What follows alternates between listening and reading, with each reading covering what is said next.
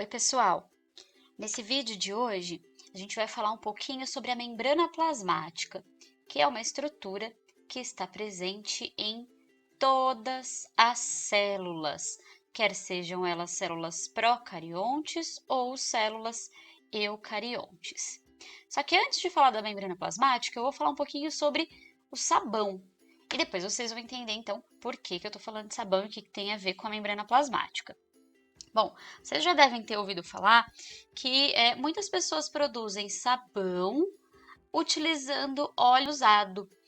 Então, não sei se vocês conhecem um tio, uma tia, um vô, uma avó, alguém que produza o sabão a partir de óleo usado. Mas como é que uma substância que é gordurosa, que é lipídica, como o óleo usado, é capaz de produzir uma substância, o sabão, que vai justamente lavar louça, outras coisas que estão sujas dessa mesma gordura. Acontece que para produzir o sabão, as pessoas utilizam o óleo e hidróxido de sódio, que é a soda cáustica. Na verdade, tem várias receitas para produzir sabão com óleo usado, mas via de regra, todas elas utilizam em diferentes quantidades óleo e hidróxido de sódio.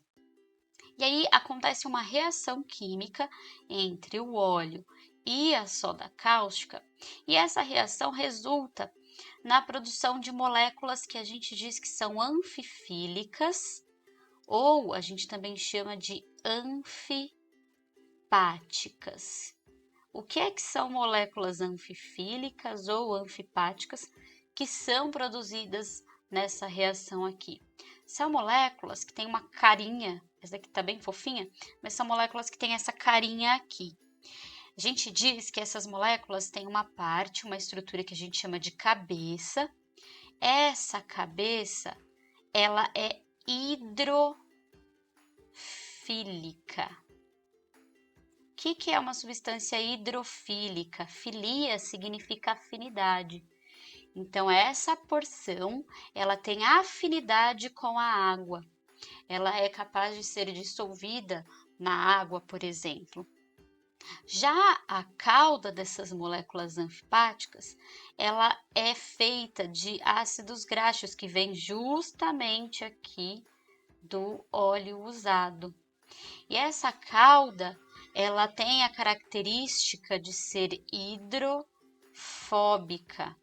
Lembrando que fobia significa medo, então a cauda, ao contrário da cabeça, ela não se dissolve na água.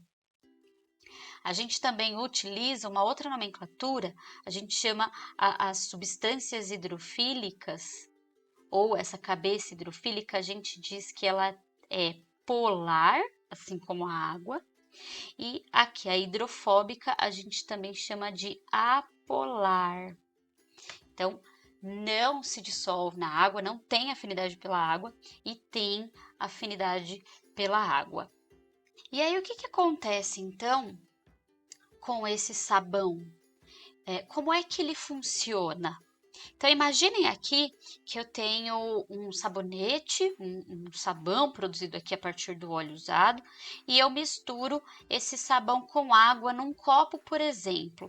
O que acontece com essas moléculas anfipáticas, que são polares e apolares ao mesmo tempo? Graças às interações intermoleculares que acontecem aqui com essas caudas hidrofóbicas, quando eu jogo o sabão, detergente num copo d'água, elas tendem a se agrupar desse jeitinho, com essa carinha aqui que eu desenhei para vocês. Então, as partes hidrofóbicas, como elas estão lá no meio aquoso, tem água aqui em volta. Ela está num copo d'água. Então, como elas não têm afinidade pela água, elas tendem a se aglomerar dessa forma. As partes hidrofóbicas interagindo umas com as outras aqui, enquanto que as porções polares, elas acabam interagindo com a água que está no entorno. Isso aqui a gente chama de micela. E aí é assim que o sabão ele limpa a louça suja, por exemplo, porque aí as substâncias gordurosas da louça, elas interagem também com essa porção hidrofóbica, e aí quando eu enxago com água, essa água ela leva embora a micela que tem aqui, que está interagindo com a sujeira, e aí a louça fica limpa. Mas então, afinal, por que a gente está estudando sabão numa aula sobre membrana plasmática? Porque a constituição daquela molécula do sabão é uma constituição semelhante às moléculas da membrana plasmática. Além disso, aquele comportamento que eu comentei na tela anterior também é um comportamento semelhante. Então, o que a gente tem aqui? Eu desenhei aqui uma célula e aqui em rosa a gente tem, aqui em rosa a gente tem a membrana. E aí, imaginem que eu peguei esse trechinho que eu circulei da membrana e dei um zoom. Eu ampliei esse trecho da membrana e desenhei ele aqui para vocês. Então, essa é a carinha que tem a membrana plasmática, só que eu peguei só um trechinho dela, tá? E aí, se vocês olharem essa estrutura aqui, olha só, eu vou ampliar também ela aqui para vocês. Então, ela tem também, assim como o sabão, a membrana plasmática é constituída de moléculas que também têm uma cabeça hidrofílica e também tem uma cauda hidrofóbica. Então, assim como o sabão, a membrana plasmática é formada por moléculas anfipáticas. E aquele comportamento que eu falei para vocês lá no sabão, eu disse que as porções hidrofóbicas elas tendem a interagir entre si e não interagir com a água, ao contrário da cabeça. Então, reparem aqui, olha só, que eu tenho uma camadinha aqui com a porção hidrofóbica voltada para uma outra camadinha que também tem as porções hidrofóbicas aqui. Então, olha, a porção hidrofóbica dessa parte está interagindo com a porção hidrofóbica dessa parte, assim como acontecia com o sabão. Aqui, imaginem, ó, que aqui é o meio externo da célula, e esse meio externo da célula ele contém água, e o meio interno da célula, que tem o citoplasma, que também contém água. Então, vejam que as porções hidrofílicas interagem com a água, enquanto que as porções hidrofóbicas não interagem.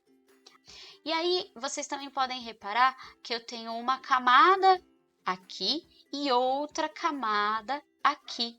Por esse motivo, a gente diz que a membrana plasmática ela é uma bicamada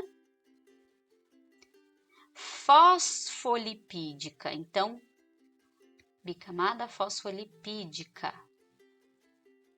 Bicamada, porque são duas camadas, e fosfolipídica, por quê?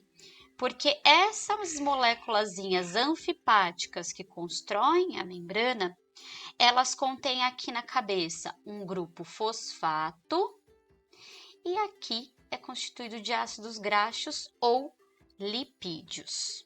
E por que eu desenhei aqui no fosfolipídio? Vamos colocar aqui fosfolipídio. Por que eu desenhei essa perninha tortinha? Perninha entre aspas, né? Por que eu desenhei esse ácido graxo tortinho?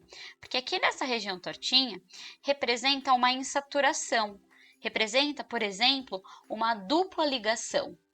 E essas duplas ligações que vocês estão vendo aqui, nessas perninhas, elas são importantes porque elas conferem para a membrana plasmática fluidez. A membrana plasmática, ela não é rígida, ela é fluida, graças a essas insaturações aqui. Também outras coisas influenciam na fluidez da membrana, como a presença de esteróis, por exemplo. Então, a membrana ela é fluida, e aqui vocês estão vendo que eu desenhei, essa estrutura azul, verde, representam proteínas que ficam inseridas na membrana, tanto do lado de dentro quanto do lado de fora, proteínas que atravessam a membrana. Então, Singer e Nicholson, que foram os pesquisadores que lá em 72 estudaram a membrana plasmática, eles olharam para isso, eles acharam que tinha uma carinha de mosaico, que são obras feitas de pedacinhos de vidro, pedacinhos de azulejo. Então, graças ao fato de a membrana ser fluida, ou seja, essas proteínas que ficam aqui imersas, elas podem se movimentar na membrana, e essa cara de mosaico que tinha a membrana para esses pesquisadores, eles deram um nome para esse modelo, que é o tal do modelo mosaico fluido. Então, hoje a gente conhece o modelo de membrana como modelo de mosaico fluido, que melhor explica as características tanto na composição quanto no comportamento das membranas plasmáticas. Então, como eu falei, a membrana ela não é feita só de fosfolipídios, ela também tem proteínas e carboidratos distribuídos nela. Então, essas estruturas aqui, olha só, essa daqui é uma proteína, essa daqui também é uma proteína. Então, a membrana ela tem proteínas inseridas e isso aqui é um carboidrato. Então, a membrana plasmática ela tem proteínas e carboidratos inseridos.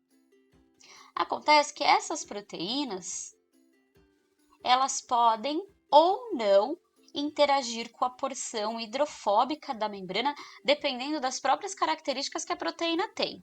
Então, aqui, por exemplo, eu tenho uma proteína que atravessa a membrana, e aqui eu não sei se vocês conseguem ver, mas essa proteína, ela também interage com a porção hidrofóbica aqui dentro, apesar de não atravessar completamente a membrana. Então, essas proteínas que interagem com as porções hidrofóbicas, a gente diz que são proteínas integrais. Proteínas integrais. Essa que atravessa a membrana, a gente diz que é uma proteína transmembrana. Acontece que existem outras proteínas, eu não desenhei aqui, mas que não interagem com as porções hidrofóbicas. Essas que só interagem com a porção hidrofílica, como aqui, essa que eu estou desenhando aqui, que pode se expressar tanto do lado de dentro da célula quanto do lado de fora da célula, a gente chama de proteínas periféricas. Essas proteínas, em geral, elas podem ter várias funções. Elas podem ser enzimas e catalisar reações, proteínas transportadoras, que vão auxiliar na passagem de substâncias. Elas podem ser proteínas de ancoragem, que vão ajudar uma célula a se ligar a outra ou uma substância de dentro da célula ficar anexada aqui à membrana. Então, essas proteínas elas podem ter várias funções. A gente vai falar disso num outro vídeo. Então, quais são, então, as funções da membrana plasmática? Então, primeiro, óbvio, a gente colocou aqui que ela separa o meio externo do meio interno da célula e ela, claro, delimita o que é a célula. Então, a primeira função é a de delimitar a célula. O que é a célula e o que não é, o que é o meio externo.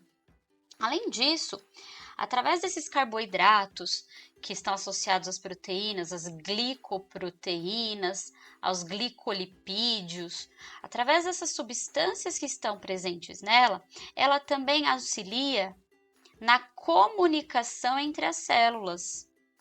As células precisam se comunicar entre si, então é uma comunicação química, mas elas acabam se comunicando. E por fim, a gente diz que ela tem a função de permeabilidade seletiva. Eu falo que ela é o porteiro da célula. Por quê? Porque através da permeabilidade seletiva, ela me diz quem é que pode entrar e quem é que pode sair da célula. Ela controla a entrada e saída de substâncias da célula. Ou seja, ela seleciona as substâncias que podem entrar ou sair. Como que ela faz isso? Através das características que eu já expliquei aqui para vocês, dos fosfolipídios, e também através das proteínas que estão presentes nela. Mas isso a gente vai falar num outro vídeo. Por enquanto, eu espero que vocês tenham gostado e eu espero que esse vídeo tenha ajudado a vocês a entenderem melhor esse assunto. Até o próximo!